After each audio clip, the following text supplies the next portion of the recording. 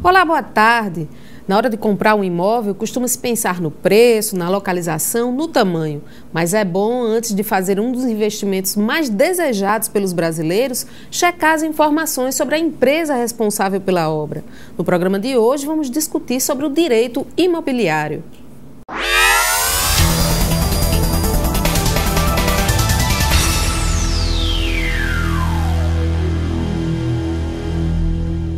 O país, o estado e particularmente Campina Grande tem vivido uma explosão imobiliária nos últimos anos. A questão que pode ser levantada é se estamos ou não testemunhando uma aceleração da construção civil acompanhada de um crescimento da irregularidade nas obras e consequente prejuízo para quem investiu e apostou na compra de um imóvel.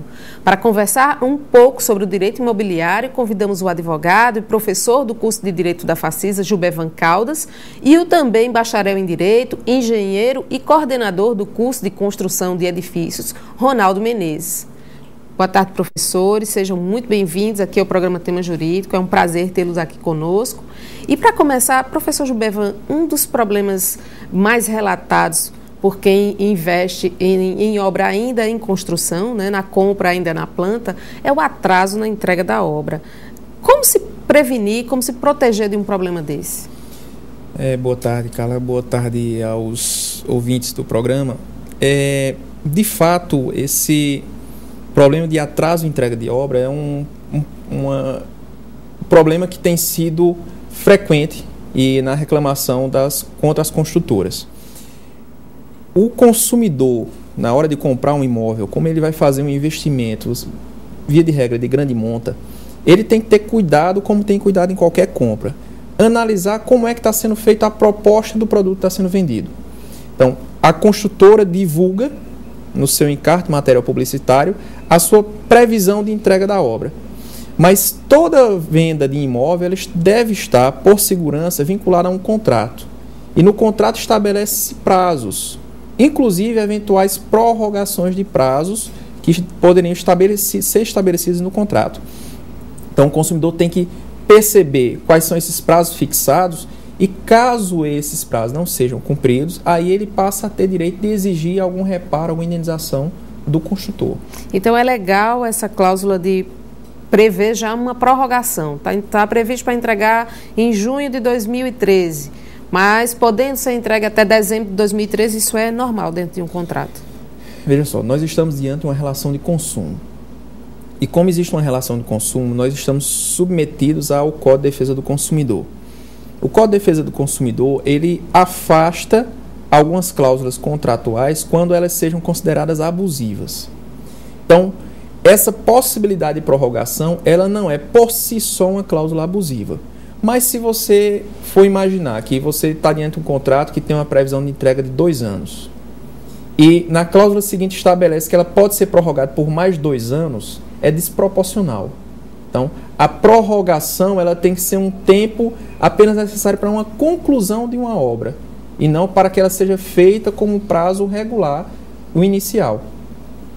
Entendo. Um problema de atraso pode gerar, por exemplo, um processo por dano material? Sim, pode perfeitamente. Alguns construtores, eles já sabendo dessa responsabilidade, eles já se responsabilizam e já propõem, por exemplo, se o proprietário que adquiriu um imóvel, ele de repente até se desfez de um imóvel para adquirir esse outro, ou está comprando e pagando aluguel, ele já sabe que ele tem responsabilidade de pagar o aluguel do consumidor enquanto a obra não for entregue no prazo estipulado. Então, isso é um dos danos.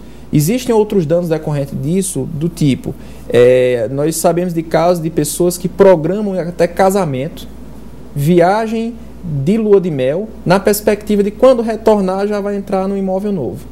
E aqui em Campinas eu já vi relatos de pessoas que quando voltaram de viagem o imóvel não estava pronto, tiveram que esperar e que a notícia é que seriam com mais 6 meses depois. E aí tiveram que ficar, sei lá, na casa dos pais, ou de alugar um imóvel, ou de ir atrás do espaço, quando na verdade eles esperavam voltar da lua de mel e já ir para o seu canto. Todo um transtorno, né? Todo um transtorno. Então esse tipo de transtorno, ele pode ser também transformado em indenização por um dano material e até moral que aquelas pessoas sofreram. Agora, professor, paralelo a esse crescimento, a gente tem também um aumento aí na irregularidade de diversas obras e muitas dessas irregularidades relacionadas à ausência de um profissional capacitado. A gente vive essa realidade aqui em Campina Grande também? É verdade. A falta de profissional capacitado ainda é um dos principais gargalos do setor da construção. A gente tem vivenciado a falta de profissionais nos mais diversos níveis de especialização, seja pedreiros, carpinteiros, técnicos, tecnólogos, engenheiros. A falta de preenchimento dessas vagas tem possibilidade que profissionais menos experientes assumam essas atribuições sem ter o devido conhecimento técnico. E isso, com certeza, vai resultar, por exemplo, em falhas no processo construtivo. Além disso, a gente pode perceber no setor de Campina Grande que, além da falta de profissional capacitado, há ainda a questão da profissionalização do canteiro de obras. Falta programas de qualidade, gestão mais específica, que mesmo havendo profissionais, pode surgir algum problema. Por quê? Porque não há procedimentos claros. A gente percebe isso, por exemplo, na etapa final das obras. É muito comum, o prazo, né, já está bastante atrasado, então as instalações hidrossanitárias, que é um fator importante que a gente não vê, mas sente quando vai utilizar, sofrem diversos problemas com instalações de água sem funcionar, mau cheiro nas redes de esgoto, as instalações de água quente não conseguem atender o que se objetiva. O senhor coordena o curso de construção de edifícios da Facisa e exatamente para preparar um profissional que vai atuar nesse mercado, favorecendo essa qualidade, né? Exatamente. Se a gente perceber hoje, se a gente for verificar os processos construtivos, percebe-se que não há a figura de um profissional com essa função de gestor, né? Mas não a gestão no sentido da obra acontecer, mas de planejar a obra desde o início, a gestão do pessoal, a gestão da logística. Então, a figura do tecnólogo foi pensando justamente nisso. Um profissional que vai acompanhar todas as etapas e todos os processos e sistemas que envolvem uma construção. Quais são os caminhos que um consumidor deve seguir para evitar a compra de um imóvel irregular? O consumidor, na hora de adquirir um imóvel, ele tem que verificar se a construção ela está registrada, está sendo fiscalizada pelo CREA, o órgão de fiscalização nas construções, se ela está registrada também junto à prefeitura, se tem a licença de construção, para que ele verifique a regularidade da obra e se certifique que tem órgãos de fiscalização acompanhando o cumprimento da legislação aplicável às construções e edificações. Ele tem que verificar se a própria incorporação ela também tem o seu registro, se o terreno não tem alguma restrição quanto à propriedade, porque pode acontecer daquele imóvel onde está sendo construído o prédio ou a casa, ele tem alguma restrição, alguma penhora, alguma pendência judicial, alguma pendência junto a algum credor, e que evite que futuramente o adquirente possa registrar em seu nome próprio. Tá? Existe um caso de um prédio aqui em Campina Grande, que é apenas para citar, em que os proprietários adquiriram há alguns anos atrás um imóvel, apartamentos de valores consideráveis, e que eles não podem registrar esses imóveis em seu nome porque o terreno onde o imóvel foi construído está vinculado a um débito e penhorado a um débito junto à Receita Federal. Tá? Então, por conta dessa pendência que era ligada ao dono do terreno, eles não podem registrar a propriedade do apartamento sobre o qual o terreno foi construído. Então, essa conferência desse dado, essa verificação se o cartório de registro imobiliário, se existe alguma pendência, algum ônus sobre esse imóvel, se existe alguma pendência contra esse construtor, se existe um registro efetivo dessa incorporação junto ao CREA ou junto à própria prefeitura, é importante para evitar surpresas futuras na aquisição desse imóvel. Para quem já se envolveu numa armadilha como essa, como resolver o problema? É complicado. Eu acompanhei um caso de um cidadão que comprou um terreno, não foi necessariamente uma casa, mas ele comprou um terreno, não aqui em Campina Grande, em outra cidade, e que comprou esse terreno e, por descuido, não escriturou o terreno em nome dele. E aí manteve, que é outro cuidado que o consumidor tem que ter, na hora que fizer a compra, cuidar logo de escriturar essa propriedade para seu nome. Porque, nesse caso lá, o construtor, o proprietário anterior, tinha dívidas das mais diversas naturezas, e em uma dessas dívidas, aquele terreno que ainda estava no nome dele foi para leilão e foi arrematado. E aí o que é que aconteceu? Como o que vale para a propriedade é o registro no cartório de imóveis, quem constava no cartório de registro de imóveis como proprietário era o devedor. E aí o sujeito que comprou o terreno acabou perdendo o terreno porque foi arrematado para pagar a dívida do antigo proprietário. E aí, para ele, só restou agora buscar a indenização junto à pessoa que vendeu o terreno a ele. Problema, ele tem inúmero de outros débitos. Ele teve que entrar na fila de credores para poder receber de volta o dinheirinho que tinha pago com sacrifício por aquele imóvel. Isso pode acontecer como aconteceu com esse terreno, pode acontecer com uma casa, com um apartamento, com um prédio comercial, qualquer que seja ele. Prejuízo total. Prejuízo total. Ok, professor. Nós vamos fazer um pequeno intervalo e voltamos em instantes com o segundo bloco do programa Tema Jurídico.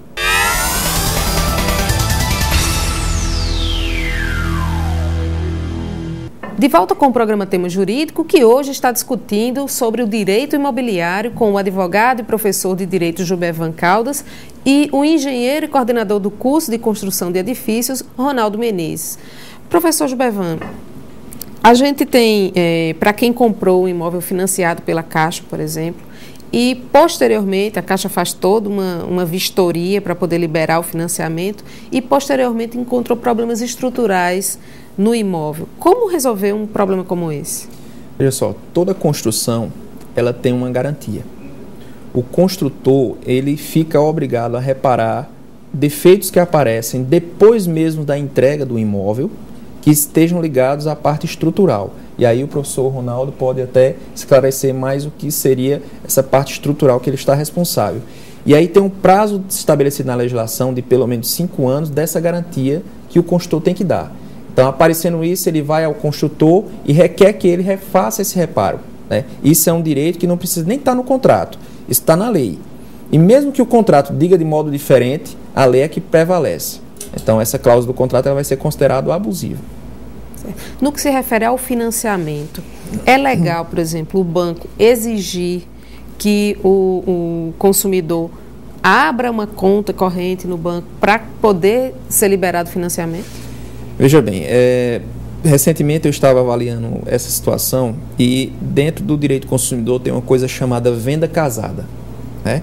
Então, é quando você condiciona a aquisição de um produto ou serviço à aquisição de outro. É exatamente o que você está dizendo. Isso é proibido pela legislação do consumidor.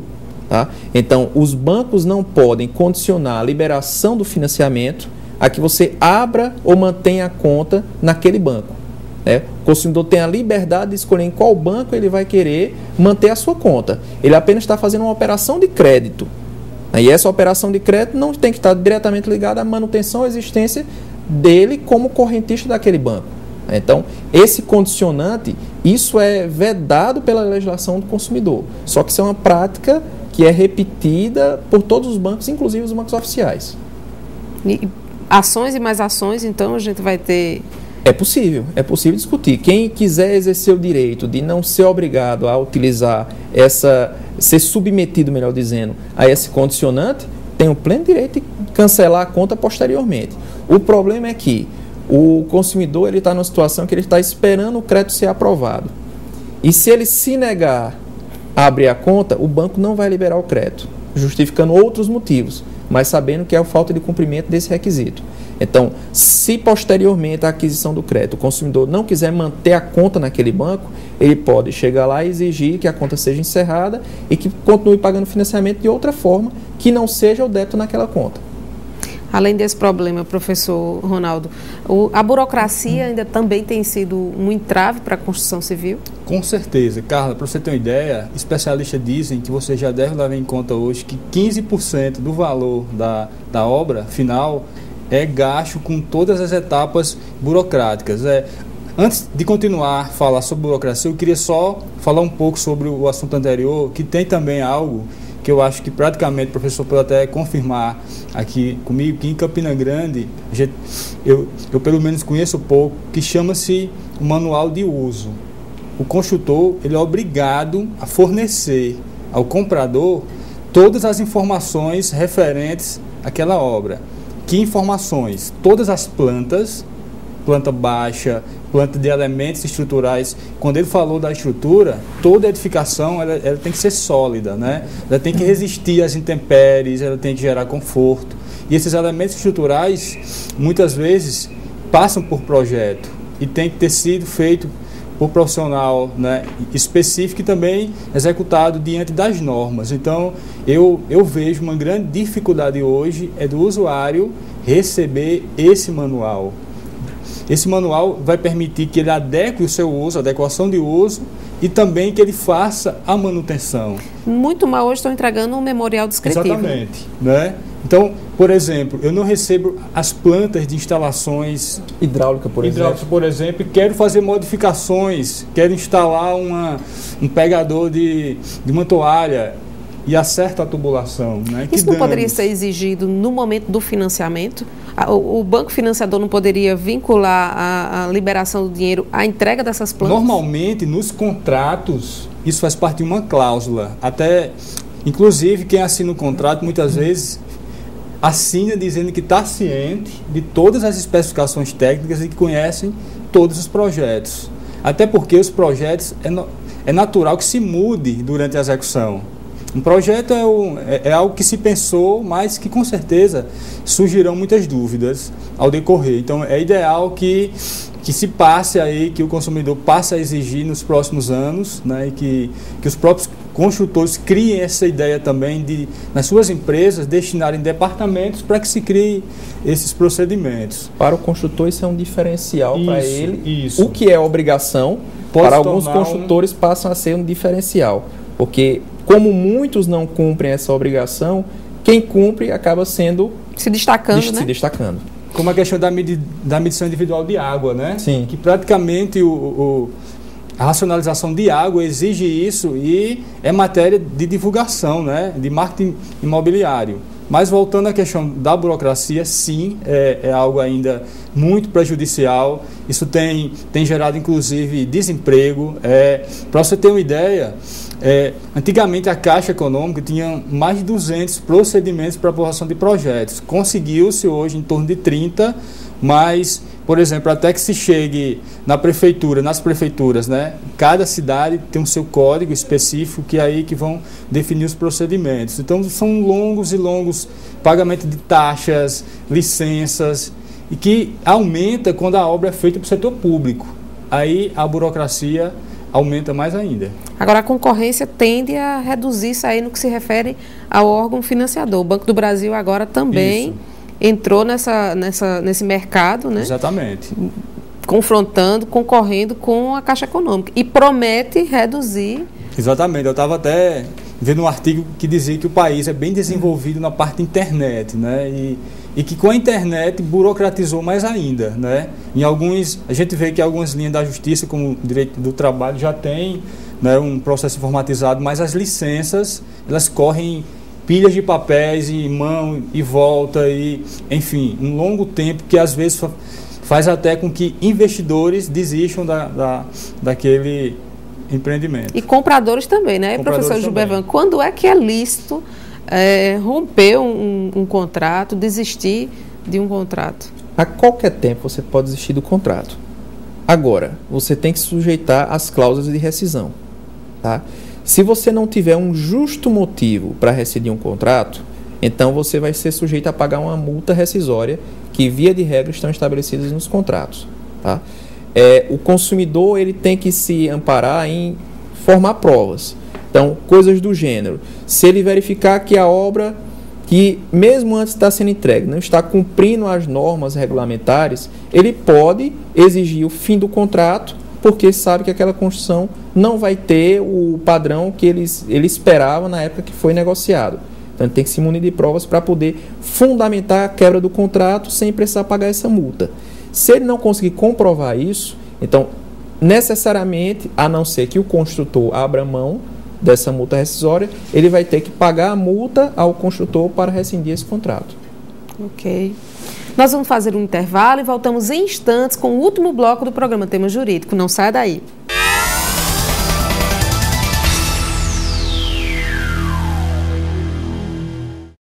Voltamos com o programa Tema Jurídico, que hoje está discutindo sobre o direito imobiliário.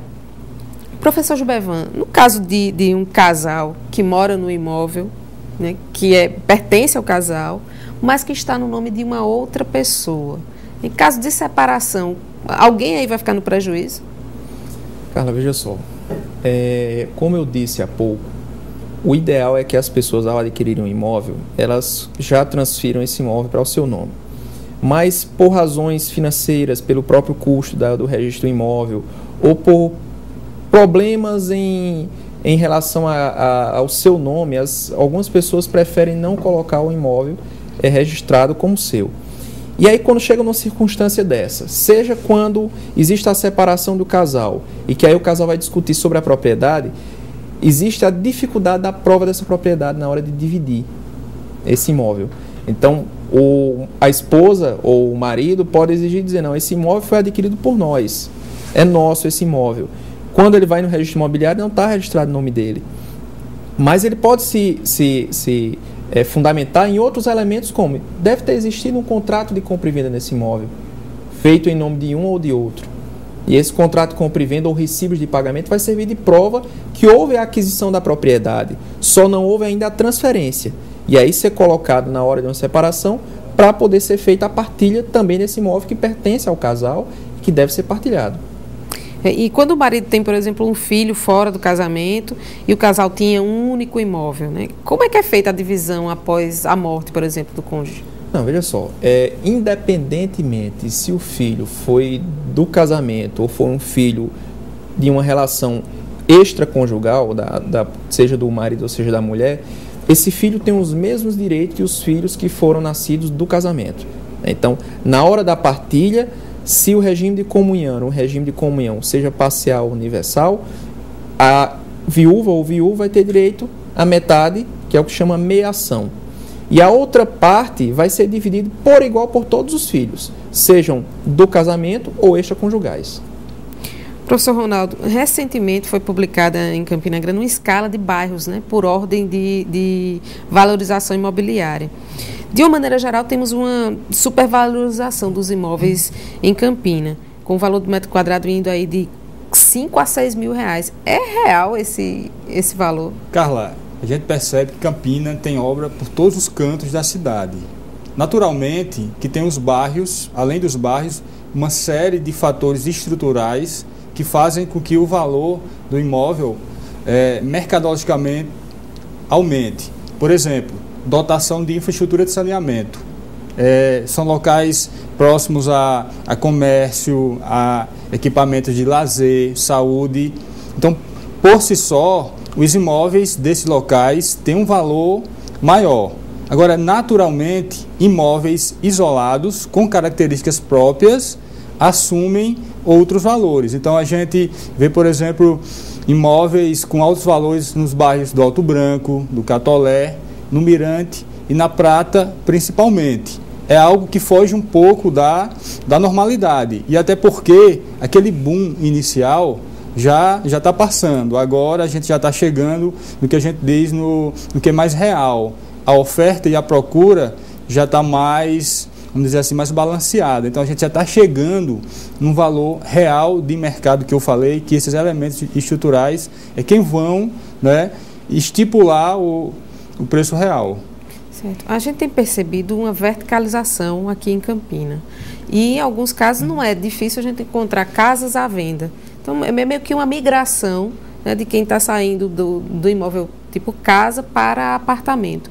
Em alguns casos pode se dar via permuta. Quais são os termos, de que forma podem acontecer essas permutas? Veja só, a questão de a escolha do imóvel. O que é melhor? Morar numa casa ou num apartamento? Ou, aliás, morar numa casa, num condomínio fechado horizontal. Até porque Campina também tem vivenciado essa fase dos condomínios, né, fechados horizontais, de médio nível, alto nível. Então, veja só, o primeiro ponto que se tem que verificar é uma escolha pessoal. Há vantagens e desvantagens em se morar em casas e em apartamentos verticalizados. No que você perguntou, né, os fatores que têm favorecido, vamos dizer, essa permuta, são dois fatores principais. Primeiro, a comodidade. Teoricamente, os apartamentos são menores, então hoje a entrada da mulher no mercado de trabalho é acentuada, então essa questão das tarefas domésticas fica mais ou menos, né, mais fácil em apartamentos. E a questão também principal da segurança, né?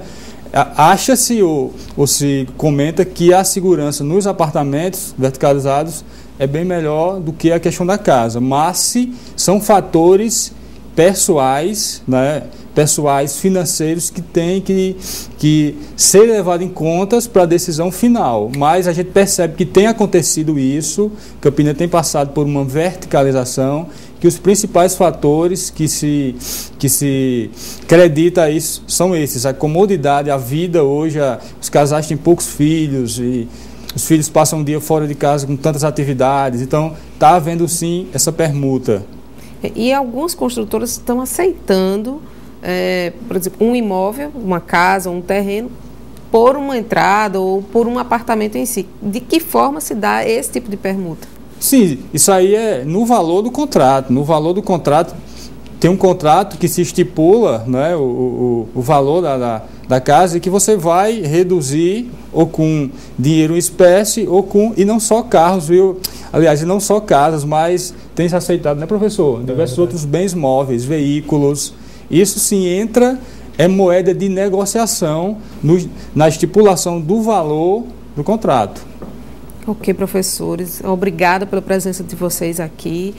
São sempre muito bem-vindos, né, ao programa Tema Jurídico, e estamos agora com o espaço aberto para as considerações finais. Por favor, professor Ronaldo.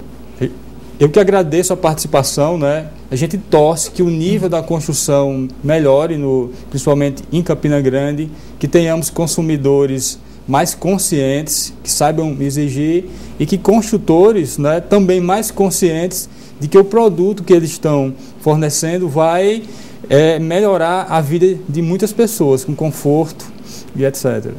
Ok, professor Gilbervan. Carla, agradeço mais uma vez o convite de estar aqui participando do programa Tema Jurídico, agradeço a TV Itararé e parabenizo pelo espaço na discussão de temas que são importantes e de interesse da população, principalmente da população local, e dizer que, assim, além desse cuidado que o consumidor tem que ter, é importante que as autoridades elas atentem para a necessidade de realmente fiscalizar essas construções. Eu tenho muito receio da falta de fiscalização conduzir a um planejamento desordenado ou uma falta de planejamento na urbanização da cidade e que isso tenha repercussão no futuro. Se você deixar que as construções sejam feitas descumprindo as normas de construção do próprio município, ou seja, por uma falha na fiscalização, nós vamos ter uma cidade que vai ficando feia, quando temos uma oportunidade de tornar essa cidade cada vez melhor, aproveitando que existe uma demanda que está se oferecendo e que tem um grupo de pessoas se oferecendo a construir. Então, seria uma oportunidade, aliado à fiscalização, a aproveitar esse momento que nós estamos vivenciando para melhorar nosso ambiente de morada, que é a nossa cidade. Obrigada, professor. E obrigada a você também pela audiência aqui na TV Itararé e no nosso canal no YouTube. Bom final de semana e até sábado que vem.